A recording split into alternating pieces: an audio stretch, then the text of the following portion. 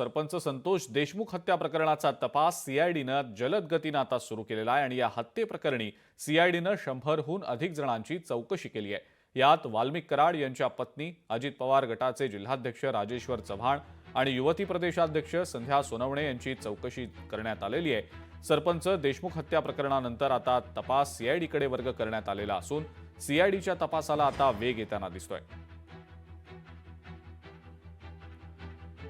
विकास माने आपले प्रतिनिधी या संदर्भातली अधिक माहिती आपल्याला देत आहेत। विकास, सीआयडीच्या तपासाला वेग आलेला आहे। संतोष देशमुख हत्या प्रकरणामध्ये 100हून अधिक जणांची चौकशी करण्यात आलेली आहे। काही मोठी नावं देखील आहेत यामध्ये। विकास, या सगळ्याबद्दल नेमकं काय सांगता येईल? अजिंक्य, निश्चितच सरपंच संतोष देशमुख यांची हत्या झाल्याच्या नंतर 12व्या दिवशी जो आहे हा संपूर्ण जे प्रकरण आहे ते सीआयडीकडे सोपवण्यात आलं होतं।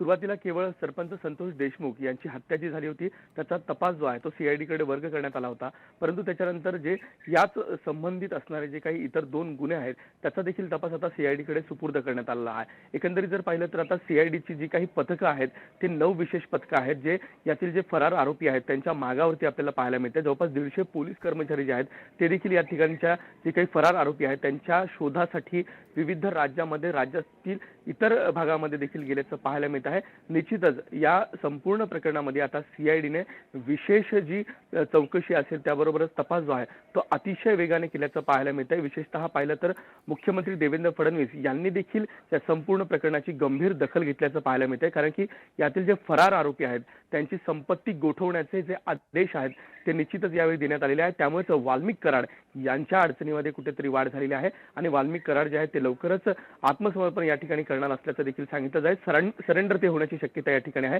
एकंदरीत जर पाहिलं तर जे काही सीआयडीचं विशेष पथक आहे ते पथक मागील 4 ते 5 दिवसांपासून बीड जिल्ह्यामध्ये तैनात आहे आणि याच दरम्यान जर पाहिलं तर संतोष देशमुख यांच्या हत्याबरोबरच इतर एट्रोसिटीचा गुन्हा असेल त्याबरोबरच खंडणीचा गुन्हा असेल या दोन्ही प्रकरणाचा देखील ते तपास करत आहेत।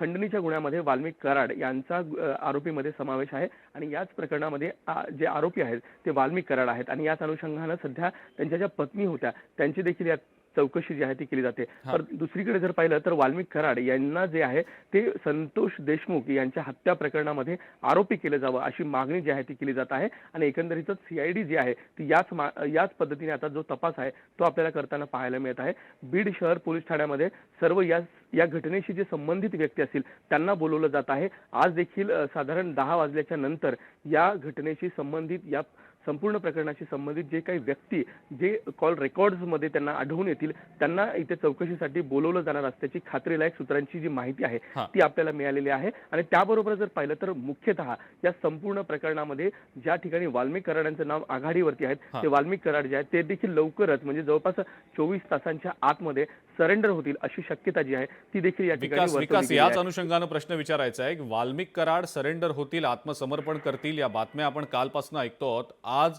शक्यता नेमकी कितपत वाटतीये त्याची? कारण सीआयडीच्या तपासाला तर वेग आलेला आहे, आपण पाहतोय अनेकांची चौकशी झाली, वाल्मिक कराडांच्या पत्नीची सुद्धा चौकशी झाली, त्यामुळे कुठेतरी आता दबाव देखील वाढतोय कदाचित आणि त्यामुळेच कदाचित ते आत्मसमर्पण करतायत की काय अशा बातम्या समोर येत होत्या।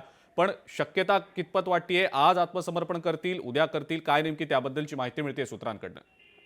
अजिंक्य जी, आपण या ठिकाणी प्रामुख्याने पाहू शकतो की या संपूर्ण प्रकरणाची गंभीर दखल स्वतः मुख्यमंत्र्यांनी घेतलेली आहे आणि त्यामुळेच या 3ही आरोपी असतील आणि ते जे वाल्मिक कराड आहे त्यांची देखील संपत्ती गोठवल्याची खात्रीलायक माहिती आहे आणि त्यामुळेच कुठेतरी वाल्मिक कराडांच्या भोवतीचा जो फास आहे तो अधिक आपल्याला आवळल्याचं पाहायला मिळतं आणि त्यामुळे संपूर्ण जे काही बाहेर जाण्याचे मार्ग होते ते पूर्णतः वाल्मिक कराडांचे निश्चितच बंद झालेले आहेत आणि त्यामुळे ते लवकरच सरेंडर होतील। एकंदरीत जर पाहिलं तर काही एक माहिती जी आहे ती देखील समोर येते की पुणे पोलिसांना ते शरण गेलेले आहेत आणि त्यांना लवकरच बीडमध्ये आणलं जाईल आणि त्याच्यानंतर जे आहेत ते बीड शहरामध्ये जे काही सीआयडी अधिकारी आहेत त्यांच्या चौकशीला ते सामोरे जातील आणि त्यानंतर त्यांना केज पोलीस ठाण्यामध्ये, कारण की त्यांच्या विरोधामध्ये केज पोलीस ठाण्यामध्ये गुन्हा दाखल झालेला आहे, त्यामुळे त्यांना केज न्यायालयामध्ये हजर केले जाणार आहे। ठीक आहे विकास, धन्यवाद आपण जी माहिती दिली त्याबद्दल आणि अपडेट्स आपण सातत्याने तुमच्याकडनं जाणून घेणारच आहोत।